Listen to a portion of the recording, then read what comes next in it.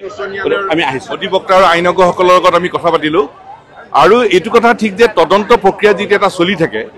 তদন্ত প্ৰক্ৰিয়া সকলো কথা আদালতক জনাব লাগে সেইটো হ'ল মূল বিষয় আৰু তদন্ত প্ৰক্ৰিয়া তদন্তৰ কোনো তথ্য বাহিৰত প্ৰকাশ কৰিব নালাগে এইটো আইনজ্ঞসকলে আমাক কৈছে এতিয়া এক নম্বৰ কথা হ'ল যে যেতিয়া তদন্তৰ কথা পাতিবলৈ আমাক যেতিয়া মাতিলে তেতিয়া তদন্তৰ কথা আমাৰ লগত কি পাতিব তদন্তৰ ভিতৰৰ কথাখিনি যদি আমাক জনোৱা হয় তেতিয়াহ'লে শ্যাম কানু মহন্ত বা বাকী যিসকল অভিযুক্ত আছে সিদ্ধাৰ্থ শৰ্মা বাকীসকলে এটা অজুহাত ল'ব আইনৰ এটা অজুহাত ল'ব কাৰণ আমিতো স্পষ্টকৈ কৈ আছোঁ শ্যাম কানু মহন্ত সিদ্ধাৰ্থ শৰ্মা বাকীসকলক দোষীসকলক কঠোৰ শাস্তি প্ৰদান কৰিব লাগে গতিকে তেওঁলোকৰ অধিবক্তাই এইটো সুবিধা ল'ব যে যিসকলে আমাক শাস্তি দিবলৈ দাবী কৰি আছে তেওঁলোকক মাতি আনি তদন্তকাৰী সন্থাই আলোচনা কৰি আছে এটা পক্ষপাতমূলক আচৰণ লোৱা বুলি এটা অজুহাত ল'ব আৰু আইনৰ সুৰুঙাৰে তেওঁলোকে সাৰি যোৱা এটা উপায় উলিয়াব পাৰে আৰু সেই উপায়টো দিবলৈ এই জাতিৰ শত্ৰুসকলক সেই শক্তি দিবলৈ আমি প্ৰস্তুত নহয় সেই সুৰুঙা দিবলৈ আমি প্ৰস্তুত নহয় আৰু সেইকাৰণে গুৱাহাটী উচ্চ ন্যায়ালয়ৰ অধিবক্তা আৰু আমাৰ আইনজ্ঞসকলৰ পৰামৰ্শৰ মৰ্মে যাতে শ্যাম কানু মহন্ত সিদ্ধাৰ্থ শৰ্মা আৰু বাকীসকলে আইনৰ সুৰুঙাৰে এই আলোচনাৰ সুবিধা ল'ব নোৱাৰে সেই সুবিধা নিদিবৰ কাৰণে আজি আমি আলোচনাত অংশগ্ৰহণ কৰা নাই কিন্তু SITয়ে গোটেই তদন্তটো ভালকৈ লৈ যাওক ৰাইজে আশা কৰি আছে আমিও আশা কৰিছোঁ যে SITয়ে খুব ভালকৈ তদন্ত লৈ যাওক SITৰ ওপৰতে আমি গোটেই ৰাইজে আশা কৰি আছোঁ যে দোষীক শাস্তি প্ৰদান কৰিব পৰাকৈ তেওঁলোকে তদন্ত কৰি তেওঁলোকে এখন নিকপকপীয়া তেওঁলোকে চাৰ্জশ্বিট দিব সেইকাৰণে SITৰ গোটেই কামখিনি ন্যায়িকে নিখুঁতভাৱে আগবাঢ়ি যাওক কিন্তু SITয়ে আলোচনা কৰাৰ অজুহাতত শ্যাম কানু মহন্ত সিদ্ধাৰ্থ শৰ্মা বাকীসকলে যাতে আইনৰ সুৰুঙাৰে তেওঁলোকে যাতে সুযোগ ল'ব নোৱাৰে সাৰি যাব পৰা পথ ল'ব নোৱাৰে সেই পথটো নিদিবৰ কাৰণে আমি আলোচনাত অংশগ্ৰহণ কৰা নাই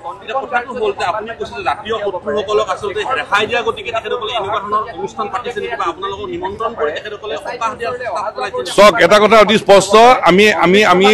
মাছৰ চকুত যেনেকৈ চাই থাকে আমি এটা স্পষ্ট কৰি লৈছোঁ জুবিন গাৰ্গে ন্যায় পাব লাগিব 1 2 নম্বৰ তদন্ত ক্ষিপ্ৰ আৰু পানী নকৰকা হ'ব লাগিব 2 3 নম্বৰ কথা দোষীক কঠোৰ দৃষ্টান্তমূলক শাস্তি দিব লাগিব 4 তদন্তকাৰী সন্থা SITয়ে তথ্য পাতিৰে কটকটীয়াভাৱে এখন চাৰ্জশ্বিট দিব লাগে আদালতত এনেধৰণে চাৰ্জশ্বিট দিব লাগে যাতে আইনৰ সুৰুঙাৰে কোনো এজন দোষী যাতে সাৰি যাব নোৱাৰে এইকেইটা কথাতে আমি নজৰ দি আছোঁ আৰু এইকেইটা কথাহে আচলতে ফলাফল দিব ন্যায় দিব এতিয়া কালি যিটো আলোচনা আজি যিটো আলোচনালৈ মাতিছিল সেই আলোচনালৈ মতাৰ লগে লগে আমি আইনজ্ঞৰ লগত কথা পাতিছোঁ আৰু আইনজ্ঞসকলে এই কথা কৈছে যে তদন্ত প্ৰক্ৰিয়াই কোনো কথা ৰাজহুৱা কৰিব নোৱাৰে আৰু আমিতো স্পষ্ট আমি যে শ্যাম কানু মহন্ত সিদ্ধাৰ্থ শৰ্মা আৰু বাকী দোষীসকলকতো শাস্তি দিয়াটো বিচাৰিছোঁ স্পষ্ট কথা গতিকে তেওঁলোকৰ অধিবক্তাই আইনৰ আদালতে এইটো সুযোগ ল'ব পাৰে যে যিসকলে আমাক শাস্তি দাবী কৰি আছে তেওঁলোকক মাতি আনি তদন্তকাৰী সন্থাই আলোচনা কৰিছে আলোচনাটো নিৰপেক্ষ নহয় এইটো অজুহাত ল'ব পাৰে আৰু সেই অজুহাতত তেওঁলোকে সাৰি যাব পৰা পথ ল'ব পাৰে তেওঁলোক যাতে সাৰি যাব পৰা পথ ল'ব নোৱাৰে তাৰ কাৰণে আমি আজি আলোচনাত অংশগ্ৰহণ কৰা নাই কিন্তু আমি SITয়ে এই তদন্তটো ক্ষিপ্ৰতাৰে আগুৱাই নিয়াটো বিচাৰোঁ SITয়ে খুব ভালকৈ তদন্ত প্ৰক্ৰিয়া আগুৱাই লৈ যাওক যাতে দোষীক দৃষ্টান্তমূলক কঠোৰ শাস্তি প্ৰদান কৰিব পাৰে জুবিনদাৰ ন্যায় বিচাৰি প্ৰতিবাদ কৰিব লগা হৈছে অৱস্থান কাৰ্যসূচী ল'ব লগা হৈছে আমাৰ বাবে আচলতে দুখ খবৰ নহয় হয় জুবিন গাৰ্গক আমাৰ প্ৰাণৰ শিল্পী জুবিন গাৰ্গক ন্যায় দিব লাগে তাৰ কাৰণে আন্দোলন কৰিবলগীয়া হোৱাটো দুৰ্ভাগ্যৰ কথা কিন্তু এইটো কথাও স্পষ্ট যে প্ৰাণৰ শিল্পী জুবিন গাৰ্গে ন্যায় পাব লাগিব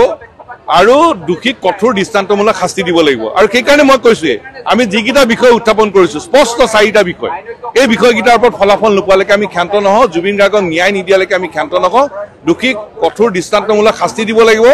আৰু এতিয়া SITৰ অত্যন্ত গুৰু দায়িত্ব আহি পৰিছে তেওঁলোকে তদন্ত ক্ষিপ্ৰ আৰু পানী নখৰকা বিধৰ কৰিব লাগিব আৰু এনেধৰণৰ চাৰ্জশ্বিট প্ৰস্তুত কৰিব লাগিব কটকটীয়া চাৰ্জশ্বিট যাতে আইনৰ সুৰুঙাৰে কোনো দোষী বাচি যাব নোৱাৰে প্ৰত্যেকজন দোষীয়ে যাতে কঠোৰ দৃষ্টান্তমূলক শাস্তি পায় এই চাৰ্জশ্বিটখন গঢ়ি তোলক যাতে আইনৰ সুৰুঙাৰে সৈতে দোষী সাৰি যাব নোৱাৰে সেইটো মূল কথা আৰু দোষীয়ে কঠোৰ দৃষ্টান্তমূলক শাস্তি পালেহে জুবিন গাৰ্গে ন্যায় পালে বুলি অসমৰ ৰাইজ আশ্বস্ত হ'ব পাৰিব এইবোৰ বিষয় চলি থাকোঁতে আপোনালোকৰ SIT আমন্ত্ৰণ জনাইছে এখন সভালৈ আজি আপোনালোকে পঞ্চায়তে নাকচ কৰিছে বহু কেইগৰাকী ব্যক্তিক সেইধৰণে আমন্ত্ৰণ জনাইছে এই গোটেই বিষয়বোৰ কি কাৰণত আচলতে আপোনালোকক ইয়াত আমন্ত্ৰণ জনাবলগীয়া কথা থাকিব পাৰে চাওক কালি আমি SITৰ পৰা ফোন কল লাভ কৰিলোঁ তেওঁলোকে জুবিন গাৰ্গৰ তদন্ত সন্দৰ্ভত কথা পাতিবৰ কাৰণে আমাক আমন্ত্ৰণ জনাইছে আৰু সংবাদ মাধ্যমৰ জৰিয়তে অৱগত হৈছোঁ যে অসমৰ আন একাংশ ব্যক্তিকো তেওঁলোকে আমন্ত্ৰণ জনাইছে আমি বিষয়টো অৱগত হোৱাৰ লগে লগে আইনী পৰামৰ্শ গ্ৰহণ কৰিছোঁ। গুৱাহাটী উচ্চ ন্যায়ালয়ৰ সদৌ অসম ছাত্ৰ সন্থাৰ অধিবক্তা আৰু কেইবাগৰাকীও বিশেষজ্ঞ আইনজ্ঞৰ সৈতে আমি পৰামৰ্শ গ্ৰহণ কৰিছোঁ। আমি প্ৰথম দিনাৰে পৰাই জুবিন গাৰ্গৰ ন্যায়ৰ সংগ্ৰামখনত জুবিন গাৰ্গৰ পক্ষলৈ আগবাঢ়ি আছোঁ। আমি নিৰপেক্ষ নহয়, আমি ৰাইজৰ পক্ষত, আমি জুবিন গাৰ্গৰ পক্ষত আৰু জুবিন গাৰ্গৰ লাখ লাখ অনুৰাগীৰ পক্ষত। প্ৰথম দিনটোৰ পৰাই আমি কৈ আছোঁ যে শ্যামকানু মহন্ত, সিদ্ধাৰ্থ শৰ্মা, শেখৰ গোস্বামী প্ৰমুখ্যে সকলো দোষীৰ কঠোৰ শাস্তি হ'ব লাগিব। প্ৰথম দিনৰ পৰাই আমি কৈ আছোঁ যে তেওঁলোকৰ অৰ্থনৈতিক অপৰাধৰ তদন্ত হ'ব লাগিব আৰু সেইকাৰণে এই কথাটো স্পষ্ট যে আমি নিৰপেক্ষ নহয়। আমি শ্যামকানু মহন্ত, সিদ্ধাৰ্থ শৰ্মাৰ বিপক্ষে আছোঁ, জুবিন গাৰ্গৰ পক্ষত আছোঁ, লাখ লাখ অনুৰাগীৰ পক্ষত আছোঁ। গতিকে তেনে প্ৰেক্ষাপটত আমাক আইনজ্ঞসকলে পৰামৰ্শ আগবঢ়াইছে, অধিবক্তাই পৰামৰ্শ আগবঢ়াইছে যে আমি যদি গৈ SITত আলোচনা কৰোঁ তেতিয়া অভিযুক্ত বা দোষীৰ উকিলে আদালতত এই কথাটো এটা অজুহাত ল'ব পাৰে যে তেওঁলোকৰ বিপক্ষে মাত মাতি থকা ব্যক্তিক তদন্ত প্ৰক্ৰিয়াত আলোচনা কৰিবলৈ মাতিছে, অৰ্থাৎ তদন্তটোৰ নিৰপেক্ষতাৰ ওপৰত প্ৰশ্ন তুলি অজুহাত সৃষ্টি কৰিব পাৰে আৰু আইনৰ সুৰুঙাৰে সাৰি যোৱাৰ বাট মুকলাবলৈ চেষ্টা কৰিব পাৰে। সেইকাৰণে আমি স্পষ্টভাৱে কৈছোঁ যে কোনো কাৰণত এনেকুৱা সুযোগ এই জাতিদ্ৰোহীসকলক দিয়াৰ প্ৰশ্নই আহিব নোৱাৰে আৰু সেইকাৰণে আমি SITৰ এই আলোচনালৈ নাযাবৰ কাৰণে আজি সিদ্ধান্ত গ্ৰহণ কৰিছোঁ। এই আলোচনাৰ পৰা বিৰত আছোঁ আৰু এটা কথা স্পষ্ট, সংবাদ মাধ্যমত SITয়ে প্ৰকাশ কৰাৰ তথ্যখিনিক বাদ দিটো গোপন তথ্য একো ক'ব নোৱাৰে, আইনী কথা এটা। গতিকে যিখিনি কথা সংবাদ মাধ্যমৰ আগত ক'ব পাৰে, যিখিনি কথা অসমৰ ৰাইজে একেলগে জানিব পাৰে, সেইখিনি কথাই জানিবৰ কাৰণে সদৌ অসম ছাত্ৰ সন্থা আগ্ৰহী আৰু সদৌ অসম ছাত্ৰ সন্থাই সেইকাৰণে কৈছোঁ তদন্তৰ গোপনীয়তা আমি বুজি পাওঁ। যিবোৰ বিষয়ত স্বচ্ছতা ৰাখিব লাগে সেইবোৰ বিষয়ত স্বচ্ছতা ৰক্ষা কৰি পানী নসৰকা ধৰণেৰে ক্ষীপ্ৰ তদন্ত কৰিবলৈ SITক আহ্বান জনাইছোঁ। এতিয়া যি ধৰণে আচলতে চলিছে তাক লৈ আপোনালোকে আশ্বস্ত হয়নে নহয়? এই যিখিনি এতিয়ালৈকে প্ৰক্ৰিয়া চলিলে, চাওক, ইজনৰ পিছত সিজন অভিযুক্ত দোষী গ্ৰেপ্তাৰ হৈ আছে, কিন্তু যিটো মূল কথা আমি প্ৰথম দিনটোৰ পৰাই কৈ আছোঁ যে জুবিন গাৰ্গে পানীত পৰি উশাহ টানি ককবকাই থকাৰ অৱস্থাত যিকেইজন ইয়তত থকা প্ৰবাসী অসমীয়াই খিকিন্দালি কৰি আছিল, ভিডিঅ'গ্ৰাফী কৰি আছিল, প্ৰাণৰ শিল্পীগৰাকীক বচাবলৈ যত্ন নকৰিলে, সেইসকলক কিয় চুচৰাই অনা হোৱা নাই সেইটো আমাৰ প্ৰশ্ন। তেওঁলোকক অনুনয় বিনয় কৰি অনুৰোধ কৰি আনিব লগা কিয় পৰিৱেশৰ সৃষ্টি হৈছে? তেওঁলোক ভাৰতীয় নাগৰিক। প্ৰথম দিনাখন মুখ্যমন্ত্ৰীয়ে কি কৈছিল? তেওঁলোক ভাৰতীয় নাগৰিক, তেওঁলোকক সোধপোছৰ কাৰণে আনিব পৰা যাব। আৰু যে কিছুমান শব্দ কৈ আছিল লেটাৰ ৰগেটৰী, ইয়াৰ আগত অসমৰ চহা মানুহে এইবোৰ শব্দ শুনিছিল নেকি? MLAT, mutual legal assistance treaty, তাৰ কথা অসমৰ চহা মানুহে শুনিছিল নেকি? এই কথাবোৰ কোনে ৰাজহুৱা কৰিছিল? এই কথাবোৰ ৰাজহুৱা কৰিছিল মুখ্যমন্ত্ৰীয়ে। তেওঁ অসমৰ জনসাধাৰণক আশ্বস্ত কৰিছিল যে এই ব্যক্তিসকলক চুচৰাই আনিব পৰা যাব তদন্তৰ কাৰণে। কিয় পৰা নাই? কিয় অনুৰোধ কৰিব লগা হৈছে? কেন্দ্ৰত দুগৰাকীকৈ অসম সন্তান মন্ত্ৰী হৈ আছে, তাৰ সমান্তৰালভাৱে দিল্লীত বিজেপিৰ চৰকাৰ, ৰাজ্যত বিজেপিৰ চৰকাৰ, ডাবল ইঞ্জিনৰ চৰকাৰ বুলি কয়। তাৰ পিছতো এই ব্যক্তিকেইজনক চুচৰাই আনিব নোৱাৰাটো কোনো কাৰণত আমি আশ্বস্ত হ'ব পৰা নাই। আৰু একে সময়তে পুনৰ কৈছোঁ, সংবাদ মাধ্যমৰ কৰ্মীসকলে, সাংবাদিকসকলে পুৱাৰ পৰা ৰাতিলৈকে দুপৰ নিশালৈকে তাত থিয় হৈ থাকি সংবাদদাতাসকলে মানুহৰ বতৰাবোৰ কঢ়িয়াই লৈ গৈছে, মানুহক আশ্বস্ত কৰি আছে, সজাগ কৰি আছে। যদি সন্দীপনৰ দৰে ব্যক্তি, যদি অমৃত প্ৰভাৰ দৰে ব্যক্তি, যদি শেখৰ গোস্বামী ইয়াত থাকি দুদিন তিনিদিন পিটপিটাই ফুৰিব পাৰে, SITলৈ অহা যোৱা কৰি সংবাদ মাধ্যমৰ মুখামুখি হ'ব পাৰে, তেনে প্ৰেক্ষাপটত ছিংগাপুৰৰ প্ৰবাসী অসমীয়াকেইটাই ইয়াতকৈ কি পৃথক?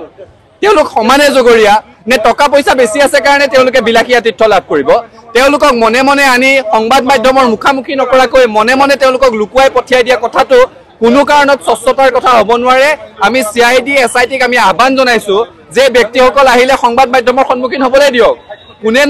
কোনেনো খালী পেটত জুবিন গাৰ্গক গাহৰি বনাই খুৱাইছিল?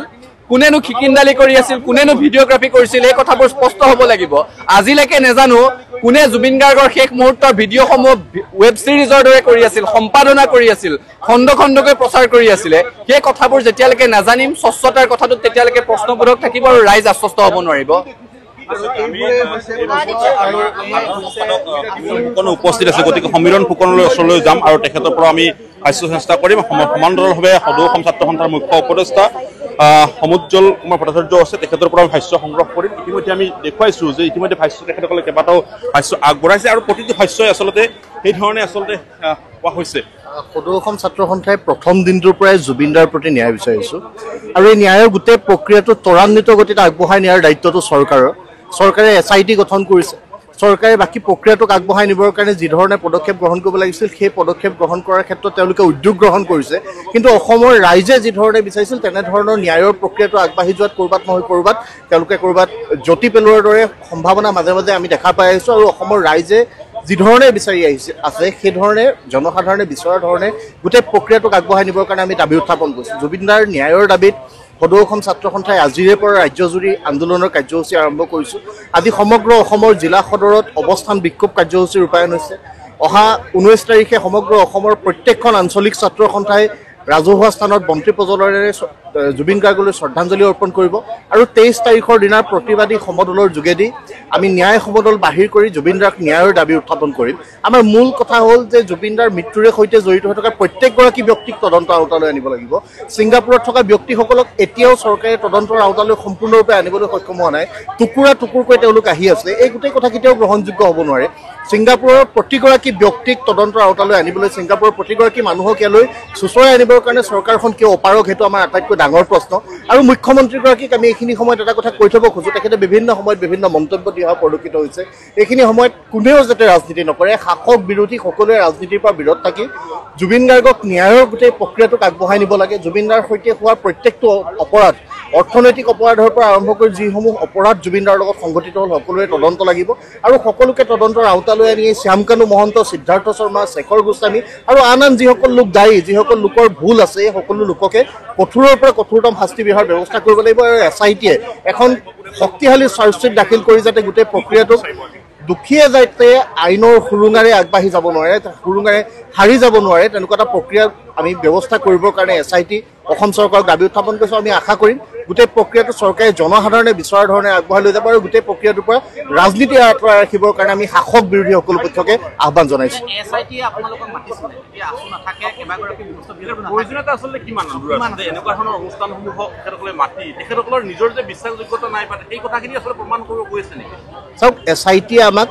ফোনযোগে নিমন্ত্ৰণ জনাইছিল আৰু অসমৰ বহু কেইগৰাকী ব্যক্তিক নিমন্ত্ৰণ জনোৱাৰ কথা ইতিমধ্যে আমি আপোনালোকৰ মাধ্যমযোগে সংবাদ মাধ্যমযোগে আমি অৱগত হৈছোঁ আমি SITক পোনপটীয়াকৈ আমাৰ যিটো বিষয়ত তেওঁলোকে আমাক নিমন্ত্ৰণ জনাইছিল আমি তাতে যে উপস্থিত নাথাকে এই কথাটো আমি তেওঁলোকক অৱগত কৰিছোঁ যিহেতু আমি যদি SITয়ে যিহেতু তদন্তৰ প্ৰক্ৰিয়াটো আগবঢ়াই লৈ গৈ আছে এই সময়খিনিত যদি আমি সেই লোকসকলৰ লগত আলোচনাত মিলিত হওঁ দুখী পক্ষৰ উকিলে গোটেই বিষয়টো আদালতৰ মজিয়াত প্ৰতিষ্ঠা কৰি আইনৰ সুৰুঙা লোৱাৰ সম্ভাৱনা আছে সেয়েহে আমি গুৱাহাটী হাইকোৰ্টৰ অধিবক্তা আৰু বিশেষজ্ঞ আমি আইনৰ বিশেষজ্ঞৰ লগত আলোচনা কৰিছোঁ আৰু আলোচনা কৰি আমি গোটেই প্ৰক্ৰিয়াটোৰ পৰা বিৰত থকাৰ সিদ্ধান্ত গ্ৰহণ কৰিছোঁ আমাৰ মূল কথা হ'ল জুবিন গাৰ্গৰ প্ৰতি ন্যায় জুবিন দাক ন্যায় দিব লাগিব সেই কথাটো আমি সকলোকে আহ্বান জনাইছোঁ চৰকাৰ শাসক বিৰোধী সকলোৱে যাতে এইখিনি সময়ত ৰাজনীতিৰ পৰা আঁতৰত থাকি জুবিন গাৰ্গৰ ন্যায়ৰ কথাটোক গুৰুত্ব দিয়ে আৰু অসমৰ প্ৰতিগৰাকী জনতাই ন্যায় বিচাৰিছে আৰু জুবিন দাৰ সৈতে ন্যায় লাগিব ছিংগাপুৰৰ প্ৰতিগৰাকী ব্যক্তিক তদন্তৰ আওতালৈ আনিব লাগিব অসমৰ পৰা যোৱা দলৰ প্ৰতিগৰাকী লোকক তদন্তৰ আওতাত আনি জুবিন দাক ন্যায় দিবৰ কাৰণে কঠোৰ শাস্তি দাখিল হ'ব লাগিব আইনৰ সুৰুঙাৰে যাতে কোনো বাচি যাব নোৱাৰে তেনেকুৱা এটা ব্যৱস্থা হ'ব লাগিব আৰু কোনো লোকক VIP ট্ৰিটমেণ্ট দিয়াৰ কথাটো সহ্য কৰা নহ'ব এই কথা আমি স্পষ্ট কৰি দিছোঁ